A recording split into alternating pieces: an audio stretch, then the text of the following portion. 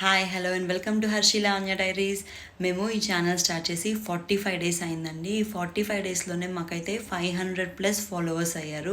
చాలా హ్యాపీగా ఉందండి. ఇది చాలా గుడ్ న్యూస్ అండి మాకైతే.